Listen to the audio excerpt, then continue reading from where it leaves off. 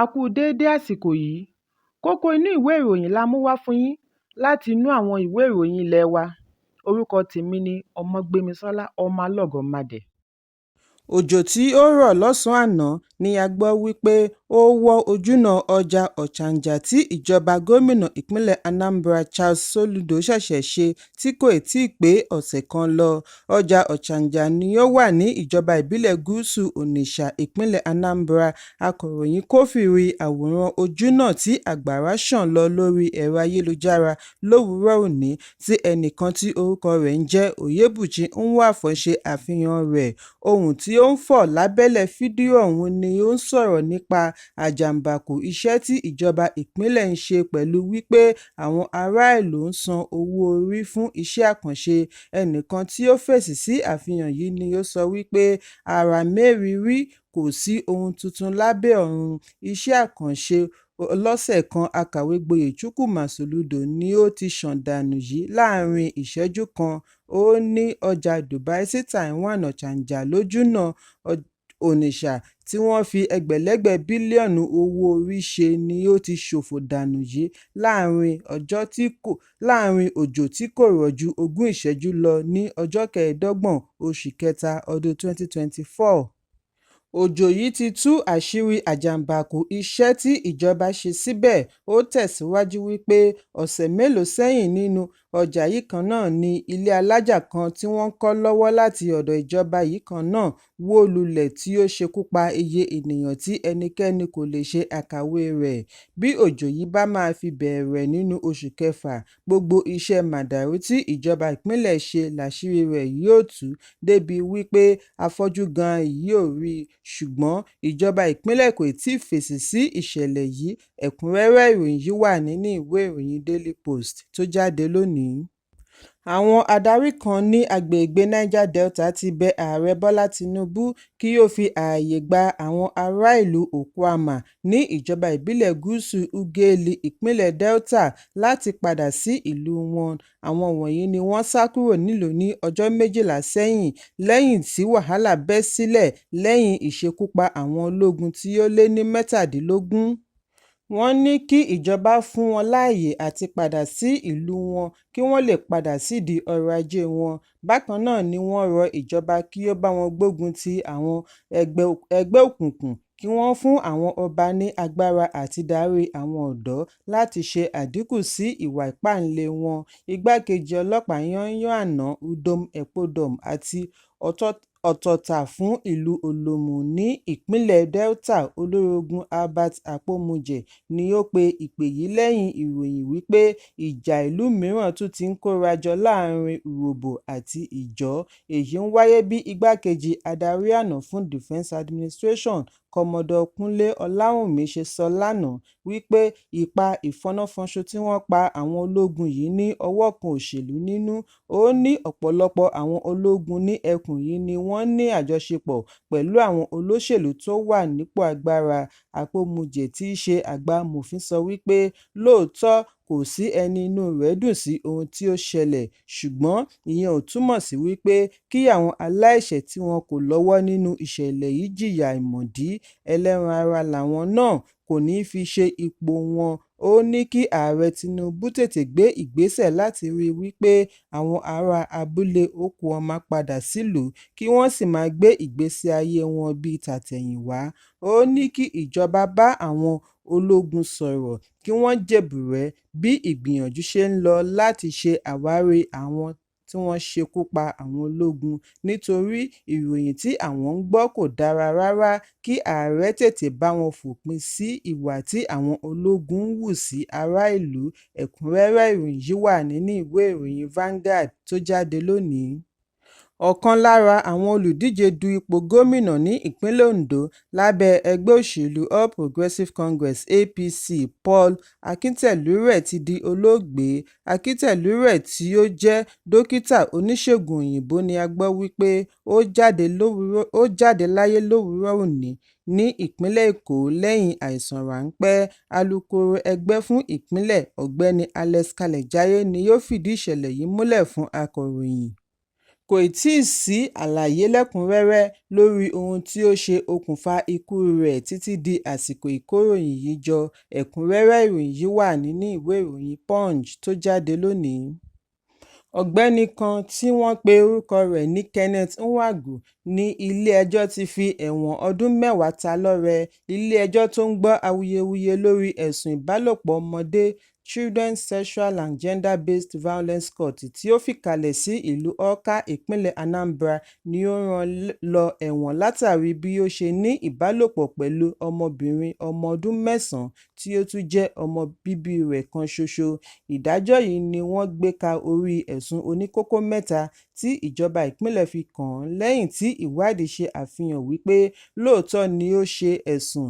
Adájọ́ dá ẹ̀wọ̀n ọdún 7 lórí wípé ó ní ìbálòpọ̀ pẹ̀lú ọmọ ọdún 9, ẹ̀sùn tí ó ní ìjìyà nínú lábẹ́ òfin ẹ̀tọ́ àwọn ọmọdé.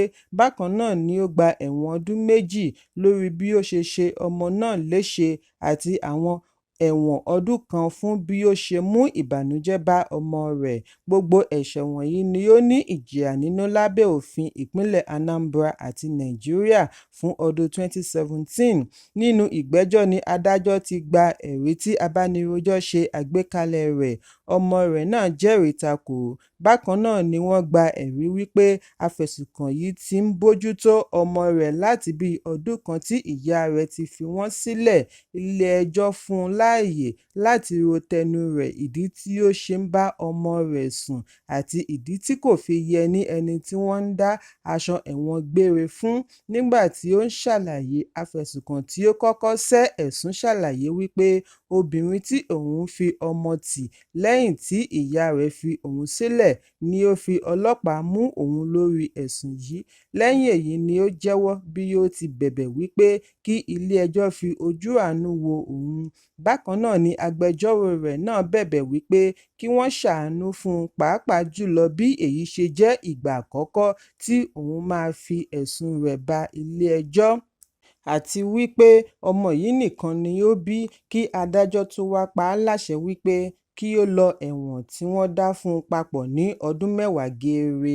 Nígbà tí ó ń fèsì sí ìdájọ́, Attorney General àti Kọmíṣánná ẹ̀ka ìdájọ́ fún ìpínlẹ̀ Akàwé-gboyè Sylvia Ifemeje tí ó darí ikọ̀ abánirojọ́ ṣe àpèjúwe ìdájọ́ ọ̀hún gẹ́gẹ́ bí èyí tí ó tọ̀nà. Ó ní èyí yóò jẹ́ ẹ̀kọ́ fún àwọn oníwà ìbàjẹ́ bíi tirẹ̀, bí ó ti fi kún un wípé ìjọba ìpínlẹ̀ kò fi ààyè gba irúfẹ́ ìwà rádaràda bẹ́ẹ̀. Ẹ̀kúnrẹ́rẹ́ ìròyìn yìí wà nínú ìwé ìròyìn Punch tó jáde lónìí.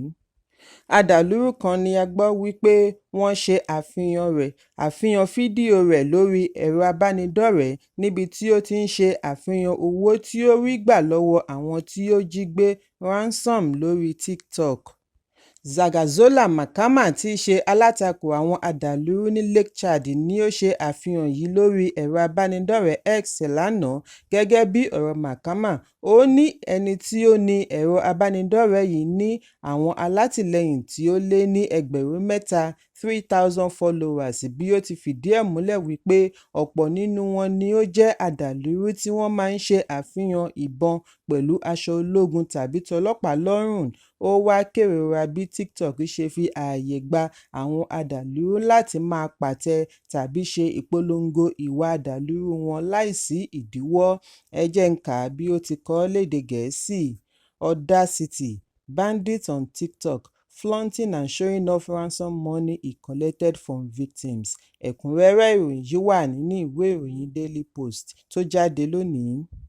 Ìjọba àpapọ̀ ti ní kò sí ibi tí ó pamọ́ fún adarí Binance Nadeem Anjarwalla tí ó sá kúrò nínú àhámọ́ kúrò lórílẹ̀-èdè lẹ́yìn tí ìjọba àpapọ̀ fi sí àhámọ́. Mínísítà fún ìròyìn Mohammed Idris ní ọlọ́pàá ilẹ̀ òkèèrè Interpol ti ń tọpinpin Anjarwalla. Idris ń fèsì sí ìbéèrè àwọn akọ̀ròyìn lórí ọ̀rọ̀ Anjarwalla ní ilé agbára ìlú Àbújá. bí ó ti sọ wípé kò sí bí ọwọ́ ò ṣe ní bá Anjarwalla. Èsì yìí ń wáyé lẹ́yìn tí ọ́fíìsì National Security Adviser (NSA) fìdí ẹ̀ múlẹ̀ wípé Anjarwalla, tí ó jẹ́ gbòógì afurasí nínú ìwádìí ìwà ọ̀daràn tó ní í ṣe pẹ̀lú iṣẹ́ wọn ní Binance lórílẹ̀-èdè, ti ríbi fẹsẹ̀ fẹ́ ẹ kúrò nínú àhámọ́ ní ọjọ́ Ẹtì, ọjọ́ 22 oṣù kẹta ọdún 2024. Nínú àtẹ̀jáde láti ọ́fíìsì adarí ìròyìn fún NSA, Zakari Mijinyawa, ni wọ́n ti ṣàlàyé wípé ìgbìyànjú ń lọ lọ́wọ́ láàárín àjọ ìjọba pẹ̀lú ti ilẹ̀ òkèèrè lórí àti tètè rá ìsáǹsá ọ̀hún mú. Àtẹ̀jáde náà tẹ̀síwájú wípé ìwádìí ṣe àfihàn wípé afurasí yìí sá kúrò lórílẹ̀-èdè pẹ̀lú fàyàwọ́ ìwé ìrìnnà. Gbogbo àwọn tí ó yẹ kí wọ́n ṣe àmójútó afurasí nínú àhámọ́ ni wọ́n ti fi ọwọ́ ṣìkún òfin mú. Ìwádìí sì ti ń lọ lọ́wọ́ láti mọ gbogbo ohun tí ó dìrọ̀ mọ́ sísá rẹ̀ kúrò nínú àtìmọ́lé. Bí a kò bá gbàgbé wípé ìjọba àpapọ̀ ti ń ṣe ìwádìí lórí ìwà ìbàjẹ́ àti ìṣòwò kúmọkùmọ pẹ̀lú àwọn tí wọ́n ń ṣe àtìlẹ́yìn owó fún ìwà dàlúrú, tí wọ́n tọpinpin dé ilé-iṣẹ́ pàṣípààrọ̀ owó Binance. Anjarwalla, tí ó ní ìwé ìgbélùú ilẹ̀ Bírítíkò àti Kenya, ni ó ń sìn gẹ́gẹ́ bí alámòjútó ẹkùn ilẹ̀ Áfíríkà fún Binance, ní ó ń jẹ́jọ́ lọ́wọ́ ní ilé-ẹjọ́ orílẹ̀-èdè Nàìjíríà kí ó tó sá mọ́ wọn lọ́wọ́ lẹ́yìn tí ilé-ẹjọ́ fún un ní ọjọ́ 14 láti fi wà ní àtìmọ́lé. Ọjọ́ 4 oṣù kẹrin ni ó yẹ kí ó farahàn ní ilé-ẹjọ́. Ẹ̀kúnrẹ́rẹ́ ìròyìn yìí wà nínú ìwé ìròyìn Daily Post tó jáde lónìí. Àwọn adarí ẹgbẹ́ Boko Haram méjì ni a gbọ́ wípé wọ́n ti yọ̀ǹda ara wọn fún ikọ̀ Multinational Joint Task Force (MNJTF). Gẹ́gẹ́ bí ọ̀rọ̀ agbẹnusọ MNJTF, Lt. Colonel Abdulkadir Abubakar, ó ní ọjọ́ 25 oṣù kẹta ọdún 2024 ni Ibrahim Mohammed àti Awal Mohammed, tí ìnagijẹ rẹ̀ ń jẹ́ Wanka, yọ̀ǹda ara wọn fún ikọ̀ ẹ̀ka kẹta MNJTF lórílẹ̀-èdè Nàìjíríà. Àṣeyọrí yìí ni wọ́n ní ó wá látara ìgbésẹ̀ tí wọ́n ṣe àpèjúwe rẹ̀ ní Intensified Kinetic and Non-Kinetic Operations tí wọ́n fi kojú àwọn ẹgbẹ́ adàlúrú.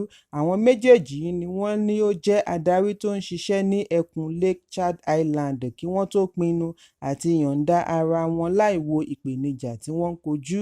Níbi ìfọ̀rọ̀wánilẹ́nuwò ni Ibrahim àti Awal ti sọ àjọṣepọ̀ àti iṣẹ́ tí wọ́n ti ṣe lábẹ́ adarí Bakora Buduma fún ọdún 15 ní Kwalaram, tí ó wà ní Lake Chad Island, bí wọ́n ti rí oríṣiríṣi ohun ìjà olóró gbà ní ọwọ́ wọn. Lára rẹ̀ láti rí ìbọn AK-47 rifle, AK-47 rifle magazines mẹ́ta, 90 rounds of ammunition, ẹ̀rọ ìbánisọ̀rọ̀ Ibrahim Mohammed àti bẹ́ẹ̀ bẹ́ẹ̀ lọ. Bákan náà ni wọ́n rí AK-47 rifle magazine 5, ẹ̀rọ ìbánisọ̀rọ̀ magazine carrier kan, hand grenade 2 pẹ̀lú rédíò ọlọ́wọ́ kan gbà lọ́wọ́ Awal Mohammed Wanka. Àwọn méjèèjì wà ní àhámọ́ lọ́wọ́lọ́wọ́ báyìí fún ìfọ̀rọ̀wánilẹ́nuwò. Ẹ̀kúnrẹ́rẹ́ ìròyìn yìí wà nínú ìwé ìròyìn Vanguard tó jáde lónìí. Kókó ní ìwé ìròyìn àsìkò yìí kò ní jù báyìí lọ. Ẹ pàdé mi ní ìrọ̀lẹ́ fún àkọ́tún. Kí a tó lọ, ẹ má ṣaláì fi àríwísí yín ránṣẹ́, ìyẹn comment, kí ẹ sì bá wa subscribe sójúnà wa lórí YouTube kí Kókó ní ìwé ìròyìn lè máa tẹ̀ yín lọ́wọ́ ní kíákíá.